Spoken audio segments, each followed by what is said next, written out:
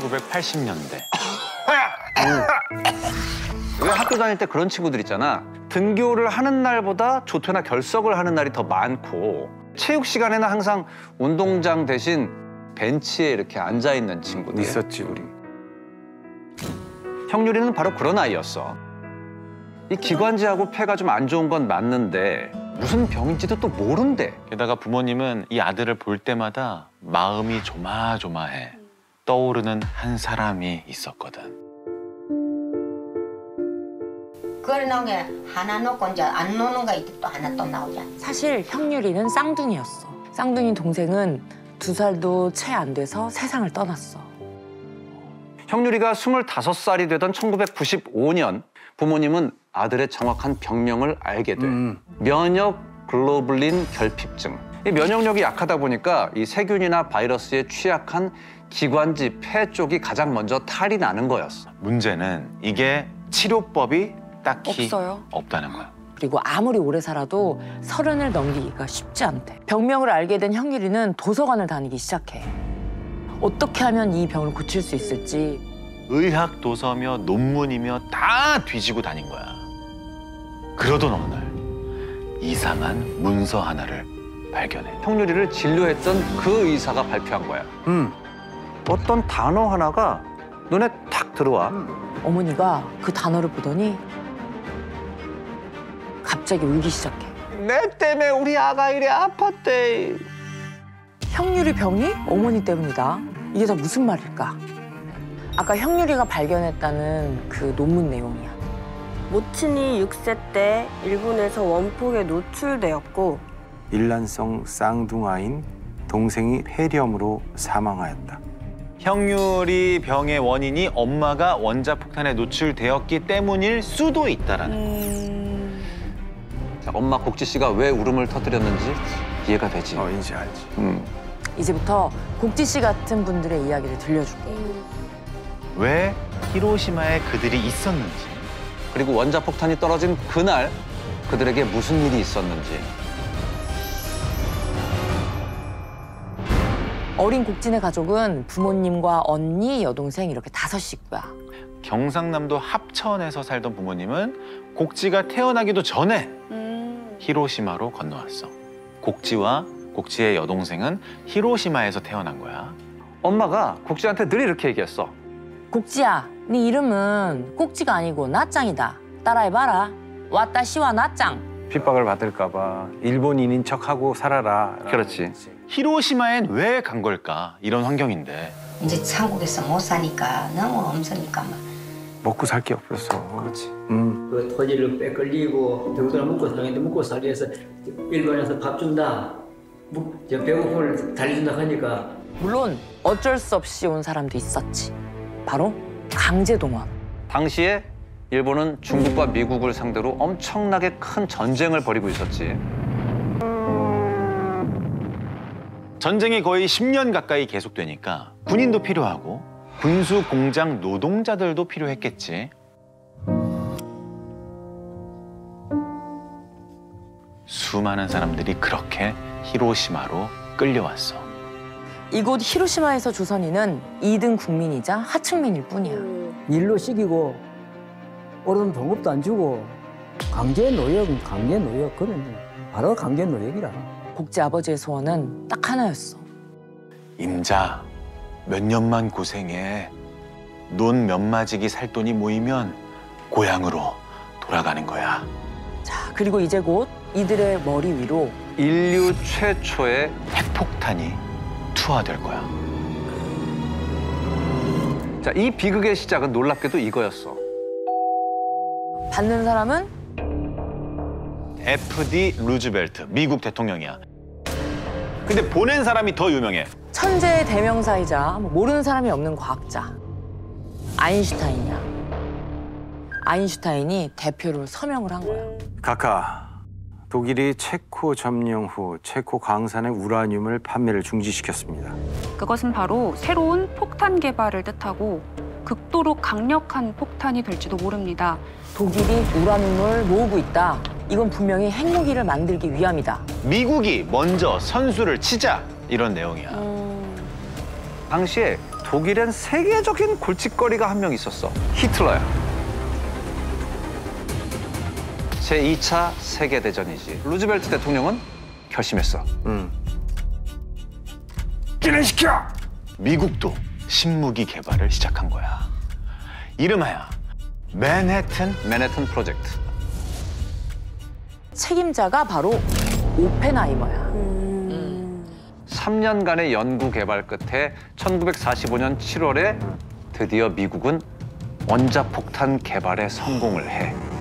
그 첫 번째 폭탄이야. 별명은 가젯.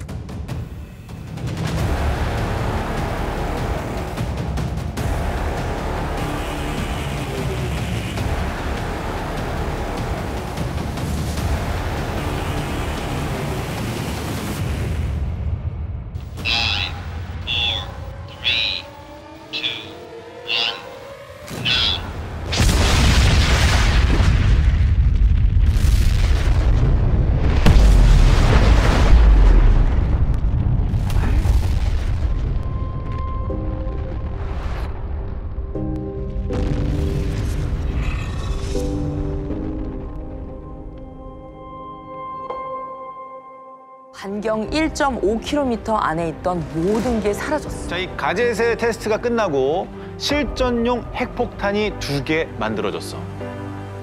리틀보이와 팻맨. 이 폭탄들은 일본으로 갈 거야. 근데 혹시 뭔가 이상한 거 못 느꼈어? 뭐야? 이 폭탄 누구 때문에 처음 만든 거지? 독일? 그래, 나치 독일이야. 히틀러. 근데 왜 리틀보이는 독일이 아닌 일본 히로시마로 가게 된 걸까? 히틀러가 이미 죽었어. 히틀러의 죽음만큼이나 더 놀라운 사실도 드러나. 아까 왜 이걸 만들기 시작했지? 독일에서 먼저 만들 수도 있으니까. 독일에 핵무기가 있었을까? 없어. 심지어 만들 능력도 안 됐대. 낚였네. 이 사실을 알게 된 맨하탄 프로젝트 책임자들은 아주 초조했대. 세계 최고의 무기를 개발을 했는데 실전에 못 써볼까 봐 전전긍긍했다는 거야. 그래서 실무진들은 그렇게 의견을 모은 끝에 먼저 항복한 독일 대신 미국이 눈을 돌린 곳이 바로 일본이야.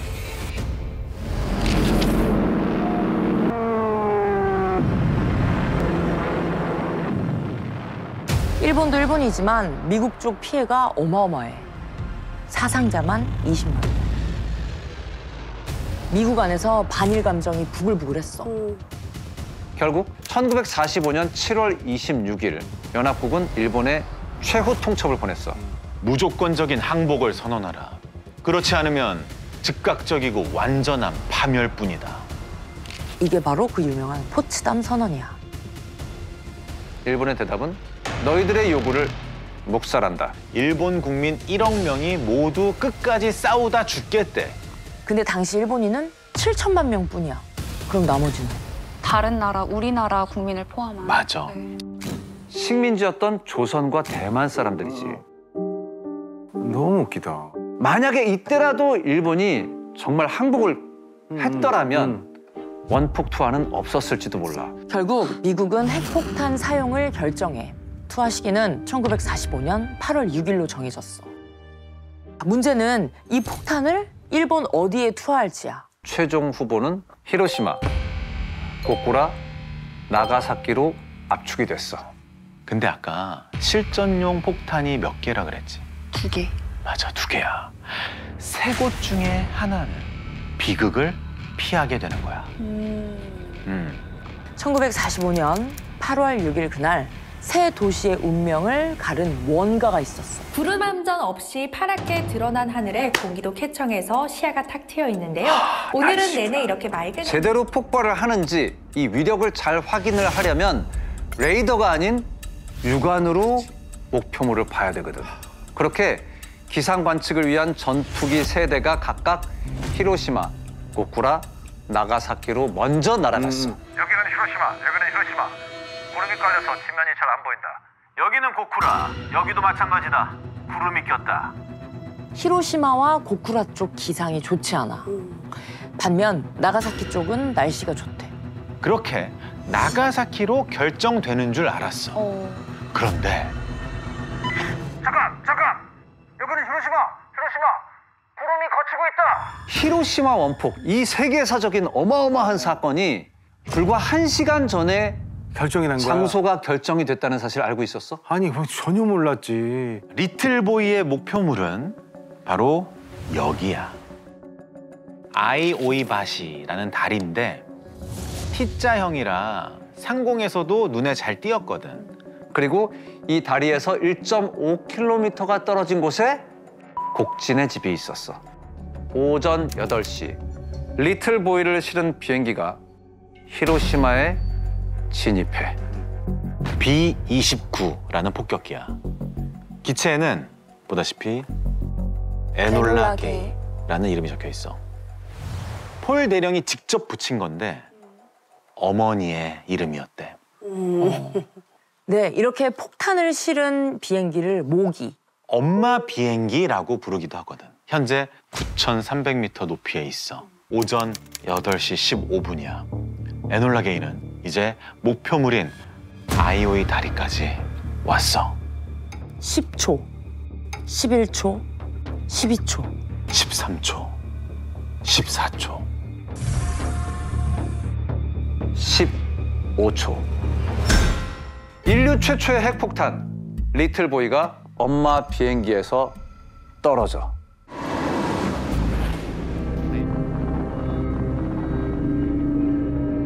지구가 쪼개지는 것 같은 엄청난 폭발음과 함께 눈이 멀 정도로 밝은 섬광이 온 세상을 덮었어. 반짝했어요. 반짝해갖고 죽겠어. 연기가 나면 구름매로 확 찌부려가지고 옆도 못 봤더만. 불이 꺼진 건 맨대로 그만 캄캄해져 본 게는 천지도 안 비우고 팍캄해져 본 게는 아무것도 몰랐대. 집에 파묻혀 갖고 있다가 빼내가가 나와서 본 게는 전생에 밖에 있는 사람 다 죽었어요. 폭탄이 터진 곳을 폭발의 중심지, 폭심지라고 불려. 여기를 중심으로 엄청난 일이 벌어졌겠지. 폭발 전후 히로시마의 모습이야.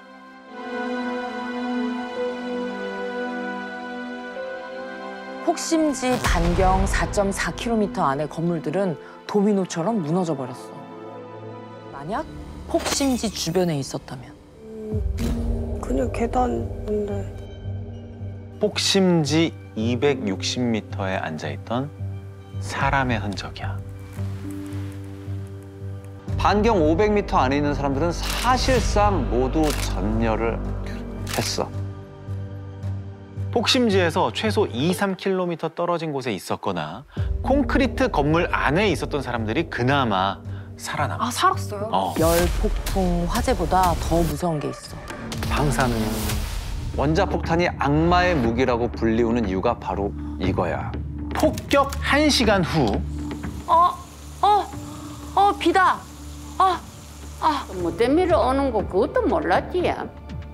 뭐 하늘에서 비 내려오는 게 자연으로 내려오는 게인데 와 이 검은 비가 내려오는 지금은 비가 와 검은 비가 그래 내리는 거 비가 그래 검은 비가 그래 내려 해양 냄새 많이 나지요.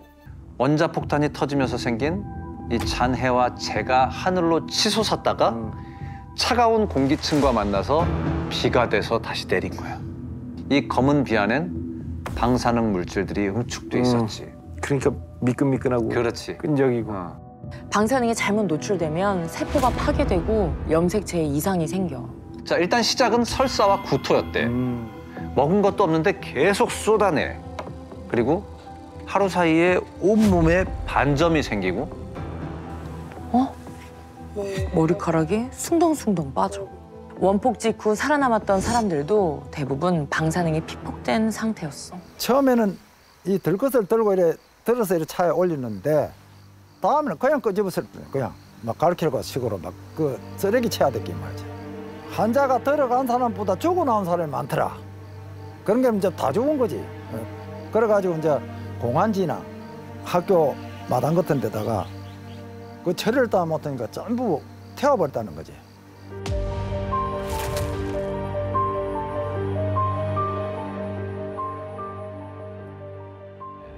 놀랍게도 미국은 다음 작전을 준비 중이야. 또 한 번의 폭발이 있겠지. 나머지 팬맨. 팬맨이 남아있죠. 일본은 아직 항복을 안 했으니까. 1945년 8월 9일 군수도시 나가사키에 두 번째 원자폭탄 팬맨이 투하돼. 결국 그제서야 일본 천황이 나서 清は帝国征服をして米英日ソ四国に対しその共同宣言を受諾する旨通告せしめたり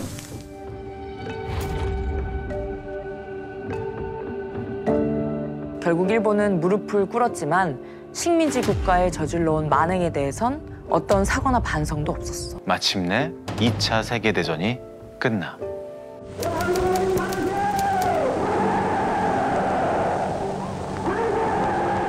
그렇게 우리나라는 광복을 맞았어.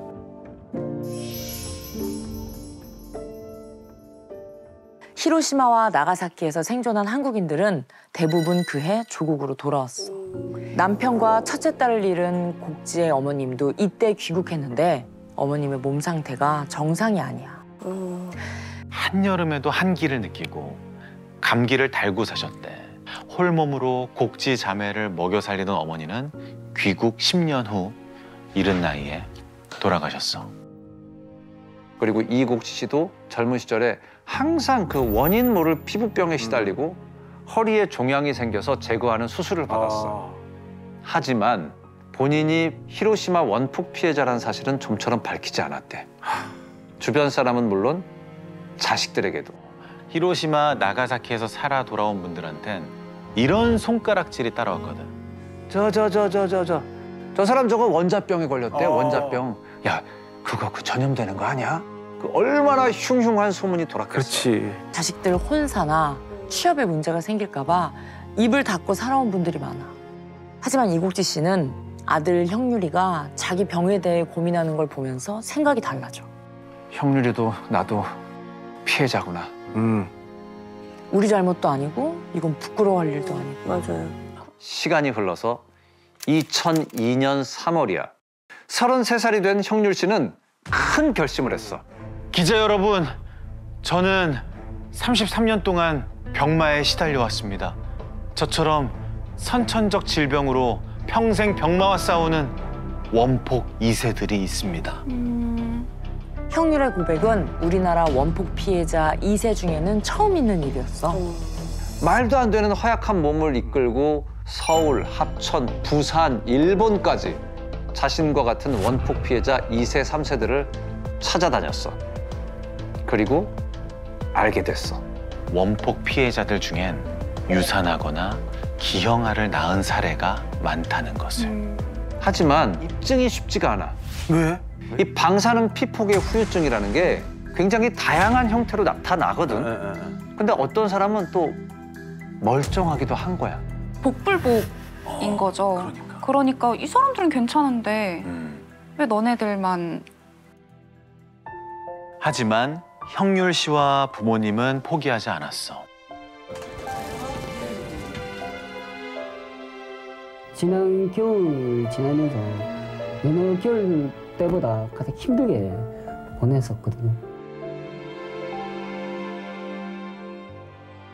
한번 감기에 걸리면 10월 정도로 누워 있어야 되고, 저와 같은 상황에 있는 원폭 2세 환우분들한테 연락이 오지 않을까 하는 기대감도 있었고요.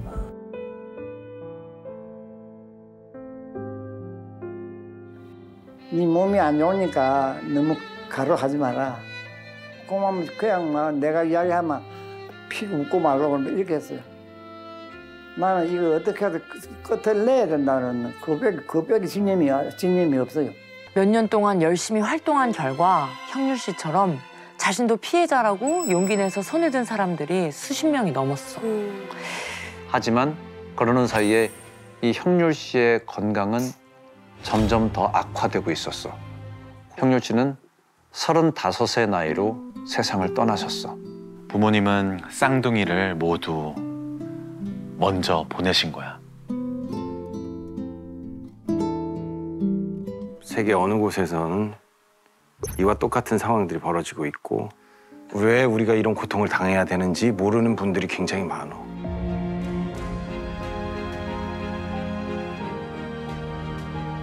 우리 아이들한테만큼은 적어도 평화롭게 사는 대한민국이었으면 하는 바람입니다. 서울대를 100명씩 보낸 적도 있는 사립 명문고야.